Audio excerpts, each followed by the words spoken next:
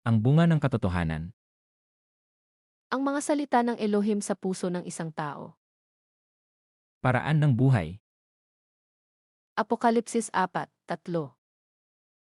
Hebreo 10:20. 11. Ang bunga ng katotohanan. Ang heartland. Alisin ang kasinungalingan sa iyong puso at gawin itong mabuting lupa, maghasik ng mga binhi ng katotohanan, at magbunga sa pamamagitan ng paglinang ng katotohanan.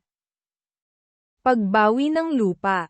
Hanapin ang kasinungalingan na sinasabi ng Biblia na itapon o huwag gawin, alisin ito sa iyong puso, at gawin itong matabang lupa. Pagtatanim ng mga binhi ng katotohanan. Hanapin ang katotohanan na sinasabi ng Biblia na panatilihin, at itanim ang binhi ng katotohanan sa pusong bukid na gawa sa matabang lupa, linangin ito at magbunga ng katotohanan. Ang bunga ng katotohanan. Ang bunga ng katotohanan. Proyek. 1. Proyek, itapon mo. 2. Proyek, wag na. 3.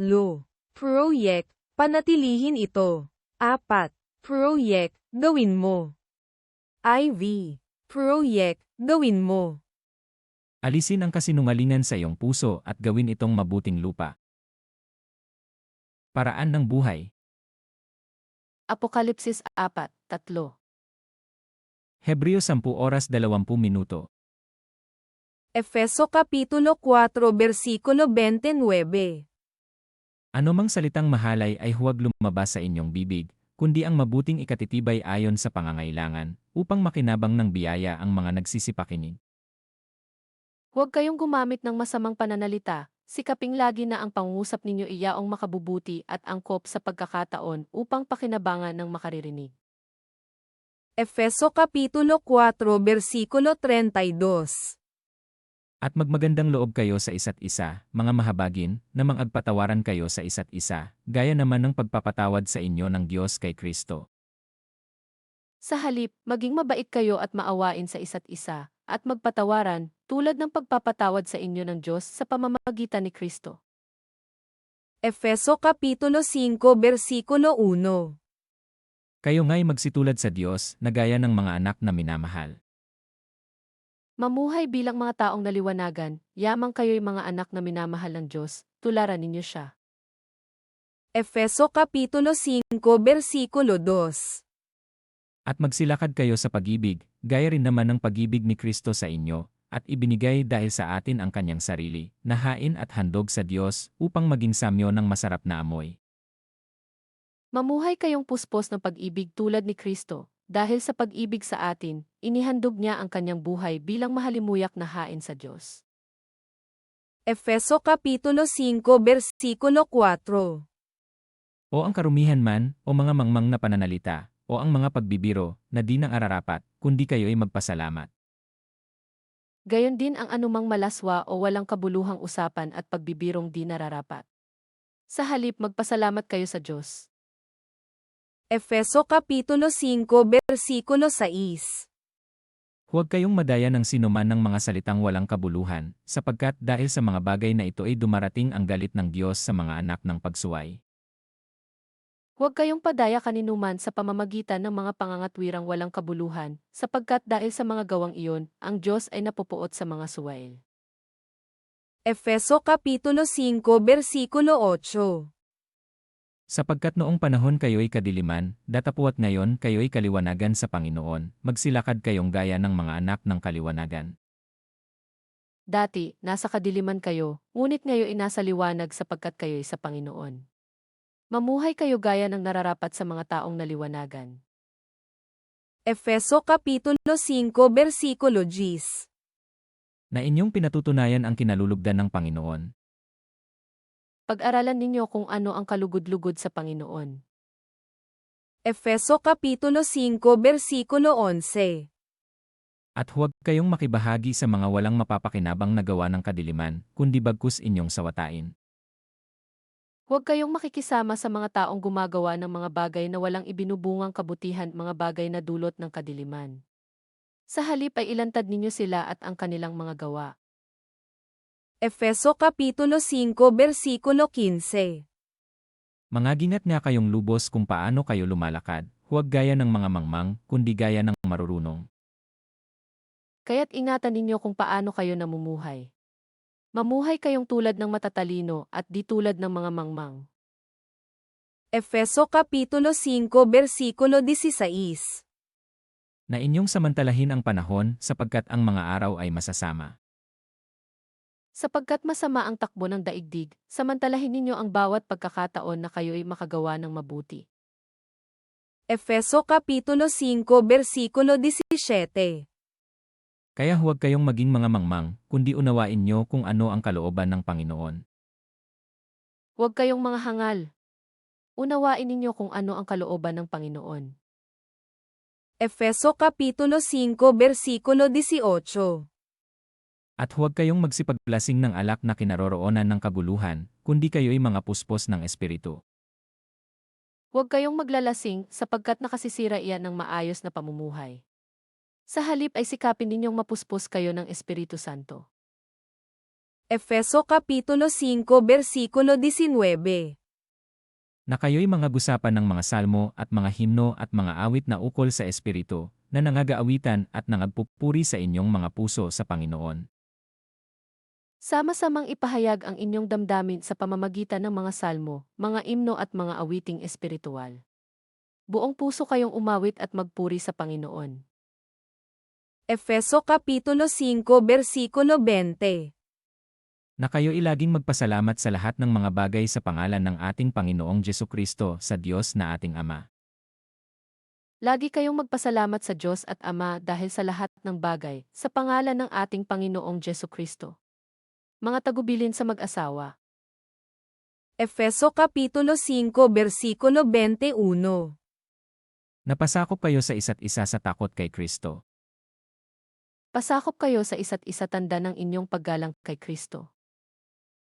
Efeso Kapitulo 5 Versikulo 22. Mga babae, pasakop kayo sa inyong sariling asawa, na gaya ng sa Panginoon. Mga babae, pasakop kayo sa inyong asawa tulad ng pagpapasakop ninyo sa Panginoon. Efeso Kapitulo 5 Versikulo 24. Datapuat kung paanong ang iglesia ay nasasakop ni Kristo, ay gayon din naman ang mga babae ay pasakop sa kanikanyang asawa sa lahat ng mga bagay. Kung paanong nasasakop ni Kristo ang iglesia, gayon din naman, ang mga babae dapat pasakop ng lubusan sa kanikanilang asawa. Efeso Kapitulo 5 Versikulo 25. Mga lalaki, ibigin niyo ang inyong asawa, gaya naman ni Kristo na umibig sa iglesia, at ibinigay ang kanyang sarili dahil sa kanya. Mga lalaki, ibigin ninyo ang inyong asawa, gaya ng pag-ibig ni Kristo sa iglesia. Inihandog niya ang kanyang buhay para rito. Efeso Kapitulo 5 Versikulo 28. Gayon din naman nararapat ibigin ng mga lalaki ang kanikanyang sariling asawa, na gaya ng kanilang sariling mga katawan.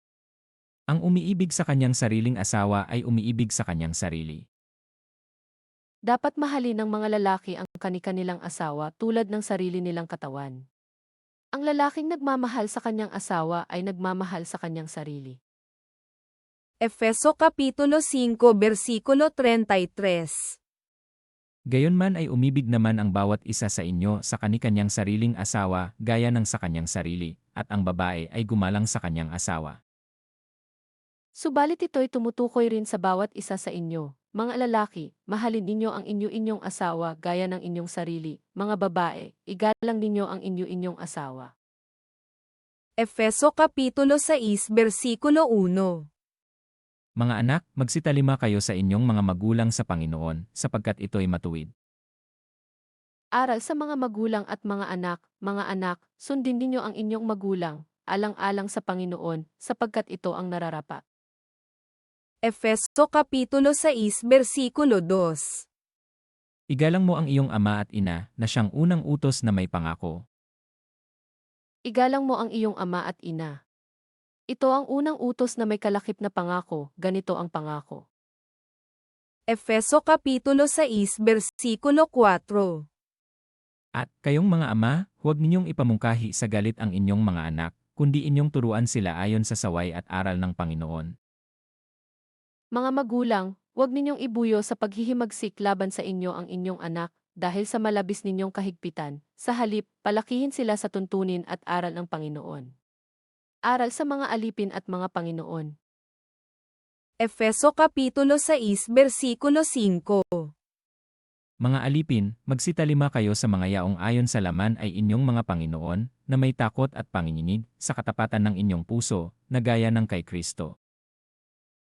Mga alipin, sundin ninyo ang inyong mga Panginoon dito sa lupa ng buong galang, takot, at katapatan, na parang si Kristo ang inyong pinaglilingkuran. Efeso Kapitulo 6 Versikulo 6. Hindi ang paglilingkod sa paningin, na gaya ng pagbibigay lugod sa mga tao, kundi bagkus gaya ng mga alipin ni Kristo, na ginagawa mula sa puso ang kalooban ng Diyos. May nakakikita man o wala, ganyan ang gawin ninyo, hindi upang magbigay lugod sa mga tao, kundi dahil sa kayo ilingkod ni Kristo at kusang loob na gumaganap ng kalooban ng Diyos. Efeso Kapitulo 6 Versikulo 7. Maglingkod na may mabuting kalooban, na gaya ng sa Panginoon, at hindi sa mga tao. Maglingkod kayo ng may mabuting kalooban na parang sa Panginoon kayo naglilingkod at hindi sa mga tao lamang. Efeso Kapitulo 6 Versikulo 11. Mangagbihis kayo ng buong kagayakan ng Diyos, upang kayo'y magsitibay laban sa mga lalang ng Diablo. Isuot ninyo ang baluting kaloob ng Diyos, upang mapaglabanan ninyo ang mga lalang ng Diablo. Efeso Kapitulo 6 Versikulo 13. Dahil dito magsikuha kayo ng buong kagayakan ng Diyos, upang kayo'y makakatagal sa araw na masama, at kung magawa ang lahat, ay magsitibay. Kaya't isuot ninyo ang baluting mula sa Diyos. Sa gayon, makatatagal kayo sa pakikipaglaban pagdating ng masamang araw na iyon, at pagkatapos ng inyong pakikipaglaban ay matatag pa rin kayong nakatayo. Efeso Kapitulo 6 Versikulo 14. Magsitibay nga kayo, na ang inyong mga baywang ay may bigkis na katotohanan, na may sakbat na baluti ng katuwiran. Kaya't maging handa kayo, gawin ninyong bigkis ang katotohanan, itakip sa dibdib ang baluti ng pagkamatuwid. Efeso Kapitulo 6 Versikulo 15. At ang inyong mga paa ay may panyapak na paghahanda ng ebanghelyo ng kapayapaan. At isuot ang panyapak ng pagiging handa sa pangangaral ng mabuting balita ng pakikipagkasundo sa Diyos. Efeso Kapitulo 6 Versikulo 16. Bukod dito ay taglayin nyo ang kalasag ng pananampalataya, na siyang ipapatay nyo sa lahat ng nangagmininas na suligi ng masama. Taglayin ninyong lagi ang kalasag ng pananalig kay Kristo, bilang pananggat pamatay sa lahat ng nagliliyab na palaso ng masama. Efeso Kapitulo 6 Versikulo 17. At magsikuha rin naman kayo ng turbante ng kaligtasan, at ng tabak ng Espiritu, na siyang salita ng Diyos. Isuot ninyo ang helmet ng kaligtasan, at kunin ninyo ang tabak na kaloob ng Espiritu, sa makatwid ang salita ng Diyos. Efeso Kapitulo 6 Versikulo 18. Na magsipanalangin kayo sa Espiritu ng lahat ng panalangin at daing sa buong panahon, at mangagpuyat sa buong katiyagaan at daing na patungkol sa lahat ng mga banal. Ang lahat ng ito'y gawin ninyo sa pamamagitan ng mga panalangin at pagsamo. Manalangin kayo sa lahat ng pagkakataon, sa patnubay ng Espiritu. Kaya't lagi kayong maging handa at patuloy na manalangin para sa lahat ng hinirang ng Diyos. Efeso Kapitulo 6 Versikulo 19. At sa akin, upang ako'y pagkalooban ng pananalita sa pagbubuka ng aking bibig, upang ipakilalang may katapangan ang hiwaga ng Ebanghelyo. Ipanalangin din ninyong ako'y pagkalooban ng wastong pananalita, upang buong tapang kong maipahayag ang hiwaga ng mabuting balita. Filipos Kapitulo 2 Versikulo 2. Ay lubusin niyo ang aking katuwaan, upang kayo'y mangagkaisa ng pag-iisip, mangagtaglay ng isa ring pag-ibig, na mangagkaisa ng akala, at isa lamang pag-iisip. Kung gayon, lubusin ninyo ang aking kagalakan maghari sa inyo ang pagkakasundo, mabuklod kayo ng iisang pag-ibig at maging isa kayo sa puso't diwa. Filipos Kapitulo 2 Versikulo 3. Na huwag ninyong gawin ang anuman sa pamamagitan ng pagkakampi-kampi o sa pamamagitan ng pagpapalalo, kundi sa kababaan ng pag-iisip, na ipalagay ng bawat isa ang iba na lalong mabuti kaysa kanyang sarili. Huwag kayong gagawa ng anumang bagay dahil lamang sa hangad ninyong matanyag, bagkus magpakababa kayo at huwag ipalagay na kayo'y mabuti kaysa iba. Filipos Kapitulo 2 Versikulo 4. Huwag tingnan ng bawat isa sa inyo ang sa kanyang sarili, kundi ang bawat isa naman ay sa iba't iba. Ipagmalasakit ninyo ang kapakanan ng iba, hindi lamang ang sa inyong sarili. Filipos Kapitulo 2 Versikulo 5. Magkaroon kayo sa inyo ng pag-iisip, na ito'y na kay Kristo Jesus din naman. Magpakababa kayo tulad ni Kristo Jesus. Filipos Kapitulo 2 Versikulo 12. Kaya nga, mga minamahal ko, kung paano ang inyong laging pagsunod, na hindi lamang sa harapan ko, kundi bagkus pa ngayong ako'y wala, ay lubusin nyo ang gawain ng inyong sariling pagkaligtas na may takot at panginginig. Kaya nga, mga minamahal, higit na kailangang maging masunurin kayo ngayon kaysa noong kasama ninyo ako. May takot at panginginig na magpatuloy kayo sa paggawa hanggang sa malubos ang inyong kaligtasan. Filipos Kapitulo 2 Versikulo 14. Gawin niyo ang lahat ng mga bagay na walang mga bulong-bulong at pagtatalo. Gawin ninyo ang lahat ng bagay ng walang tutol at pagtatalo. Filipos Kapitulo 2 Versikulo 18. At sa ganyan ding paraan kayo'y nakikipagkatuwa naman at nakikigalak sa akin. Kung magkagayon, dapat din kayong magalak at hatian ninyo ako ng inyong kagalakan. Sina Timoteo at Epafrodito. Filipos Kapitulo 3 Versikulo 1. Sa katapus-tapusan, mga kapatid ko, galak kayo sa Panginoon. Ang pagsulat ko nga sa inyo ng mga gayon ding bagay, sa akin ay tunay na hindi nakangangalay, ngunit sa inyo'y katiwasayan. Ang tunay na pagiging matuwid, sa wakas, mga kapatid, magalak kayo sa Panginoon. Hindi kaabalahan sa akin na ulit-uliting isulat sa inyo ang mga bagay na ito, at ito na maisa ikabubuti ninyo. Filipos Kapitulo 3 Versikulo 2. Magsipag-ingat kayo sa mga aso, magsipag-ingat kayo sa masasamang manggagawa, magsipag-ingat kayo sa mga sa pagtutuli. Mag-ingat kayo sa mga taong asal hayop, mahihilig sa paggawa ng masama, at nagpupungos ng maselang bahagi ng katawan. Filipos Kapitulo 3 Versikulo 17. Mga kapatid, kayo'y magkaisang tumulad sa akin, at tandaan nyo ang mga nagsisilakad ng gayon, ayon sa halimbawang nakikita nyo sa akin. Mga kapatid, magkaisa kayong tumulad sa halimbawang ipinakita ko sa inyo. Kami ang gawin ninyong huwaran. Masdan ninyo ang lahat ng sumusunod sa mga halimbawang ito. Filipos Kapitulo 4 Versikulo 1. Kaya nga, mga kapatid kong minamahal at pinananabikan, aking katuwaan at putong, magsitibay nga kayo sa Panginoon, mga minamahal ko. Magalak kayo sa Panginoon, kaya nga, minamahal kong mga kapatid, aking kagalakan at karangalan na lagi kong kinasasabikang makita uli magpakatatag kayo sa inyong pamumuhay na nakaugnay sa Panginoon. Filipos Kapitulo 4 Versikulo 2.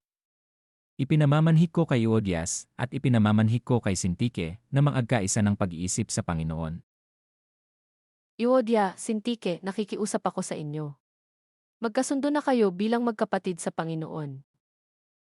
Filipos Kapitulo 4 Versikulo 3. Ipinamamanhik ko rin naman sa iyo, tapat na kasama sa pagtulong, na iyong tulungan ang mga babaeng ito, sapagkat sila'y nangagpagal na kasama ko sa Evangelyo, at kasama rin naman ni Clemente, at ng ibang aking mga kamanggagawa, na ang kanilang pangalan ay nangasa aklat ng buhay.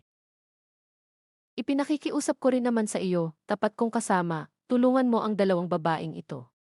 Sila man ay nakatulong ko sa pagpapalaganap ng mabuting balita, kasama ni na Clemente at ng iba pang kamanggagawa ko. Ang pangalan nila ay nakasulat sa aklat ng buhay. Filipos Kapitulo 4 Versikulo 4. Galak kayong lagi sa Panginoon, muli kong sasabihin, galak kayo. Magalak kayong lagi sa Panginoon. Inuulit ko, magalak kayo. Filipos Kapitulo 4 Versikulo 5. Makilala nawa ang inyong kahinhinan ng lahat ng mga tao. Ang Panginoon ay malapit na. Ipadama ninyo sa lahat ang inyong kagandahang loob. Malapit nang dumating ang Panginoon.